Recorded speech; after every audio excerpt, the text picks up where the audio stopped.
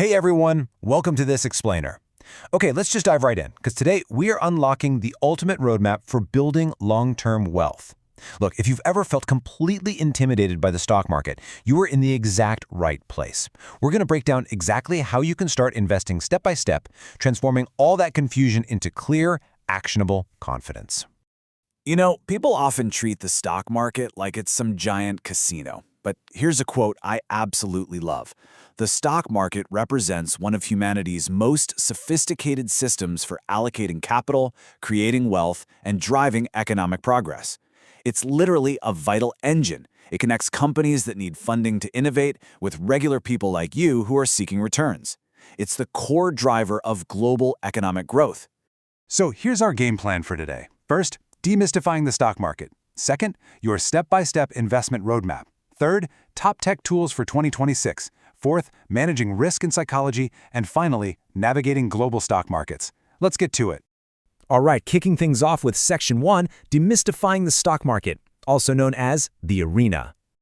Let's deliberately strip away all that intimidating financial jargon right out of the gate, okay? Simply put, the stock market is just a collection of exchanges where ownership stakes in publicly traded companies, what we call shares or equities, are bought and sold. And I really want you to remember this foundational concept. When you hit buy on a stock, you aren't just buying some blinking ticker symbol on a screen. You're literally buying a piece of a real-world business. Now, this whole thing essentially happens in two main areas. First, you've got primary markets. This is where companies raise capital directly by issuing brand new shares through IPOs, or initial public offerings. It's kind of like buying a brand new house straight from the builder. Then you have the secondary markets, and that's where everyday investors like us trade existing shares among ourselves. This is where all the daily liquidity happens, letting you jump in or out of your positions super easily. Moving right along to Section 2, your step-by-step investment roadmap. Think of this as your blueprint. All right, Phase 1 is all about preparation. You know, this journey actually begins way before you buy a single stock. Step 1, build a rock-solid emergency fund covering about 3 to 6 months of living expenses. This is absolutely crucial, because a cash buffer means you'll never be forced to sell your stocks at a loss just because life threw a surprise bill at you. Next up, clarify your goals and your time frame. Ask yourself, are you saving for a house in 5 years or retirement in 30? And finally, you've got to determine your asset allocation based on those answers. So about that time frame, it totally dictates your asset allocation. For example, a really aggressive portfolio might be, say, 80% to 100% stocks and just maybe 20% bonds. That's ideal for a younger investor with a massive time horizon who can easily ride out market bumps.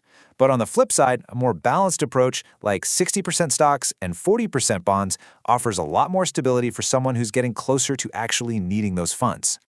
Okay, Phase 2 is execution. Time to take action.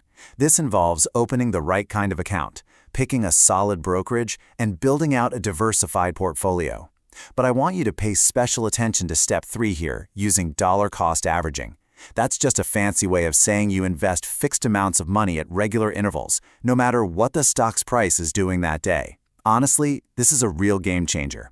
It completely removes the stress of trying to magically time the market, and it saves you from some huge emotional pitfalls. And then we hit Phase 3, management. Look, building wealth isn't a set-it-and-forget-it kind of deal. It takes a bit of maintenance. We're talking about managing your risks, handling taxes efficiently, like selling off underperforming assets to offset your taxable gains, and periodically rebalancing the whole shebang. Because as your portfolio naturally drifts over the years, rebalancing just nudges it back into perfect alignment with those long-term goals you set back in Phase 1. Next up is Section 3, Top Tech Tools for 2026, your arsenal.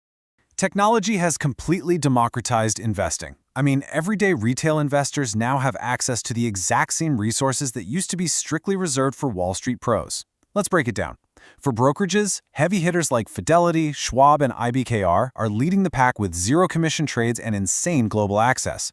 Need research? Tools like TradingView and Yahoo Finance give you incredibly advanced charting and real-time data. Or hey, if you prefer a totally hands-off approach, Robo-advisors like Betterment and Wealthfront will basically build automated portfolios and even handle all that tax loss harvesting for you. Pretty wild, right? Now, to get the absolute most out of these platforms, here are a few pro tips for you. First, definitely enable two-factor authentication. We gotta keep those assets secure. Also, utilize fractional shares. This one is huge. It means you can literally buy a $5 slice of a $1,000 tech stock just using the spare change in your pocket. Anyone can start building wealth right now. Oh, and automate your recurring investments. And please use price alerts instead of constantly refreshing and staring at your screen all day. All right, Section 4, Managing Risk and Psychology. The Mind Game. Okay, let's actually slow things down for a second, because we need to talk about the absolute biggest threat to any investor's success. Hint, it isn't a market crash. It's human emotion. Avoiding easily preventable errors is absolutely crucial here. Things like overconcentrating in one single hot stock, trying to perfectly time the market, ignoring sneaky fees that just eat up your returns, reacting emotionally to whatever the daily news hype is, or honestly, just lacking a written plan entirely. When we react based on fear or greed, we almost always end up doing the exact opposite of what we should be doing, buying high and selling low. And look, we all fall into these traps because of our innate behavioral biases. Take loss aversion, for example. Psychologically speaking, losing $100 feels way worse than finding $100 feels good. Or what about recency bias? That's when we heavily overweight recent events, basically assuming that today's market drop is the new permanent reality forever. Just remember this, historical data overwhelmingly always favors the disciplined, patient investor who simply stays the course. Which brings us to Section 5, Navigating Global Stock Markets. The global map. So once you've got your mindset locked in, it's time to look outward. Let's take a quick world tour, shall we? In the US, the NYSE is dominating with these massive blue-chip finance and healthcare companies, while the Nasdaq is super heavily weighted toward tech and growth. Jump over to China, and the SSE features huge state-owned enterprises and booming industrials. Meanwhile, in Japan, the Nikkei tracks these incredible global leaders in autos, electronics, and precision manufacturing. A truly diversified portfolio really taps into all these different global engines. Now, fair warning, navigating international waters definitely brings some extra layers of complexity. If you're going global, you've got to think about fluctuating currency conversions, complicated tax treaties, and varying reporting rules. Honestly, a lot of people use American Depository Receipts, or ADRs. They basically let you buy shares of foreign companies directly on US exchanges, so you don't even have to open foreign accounts. But even with ADRs, you've still got to keep a close eye on geopolitical developments and regional rules that might impact your investments. Finally, Section 6, the horizon. Let's wrap this up. Okay, we have covered a ton of ground today.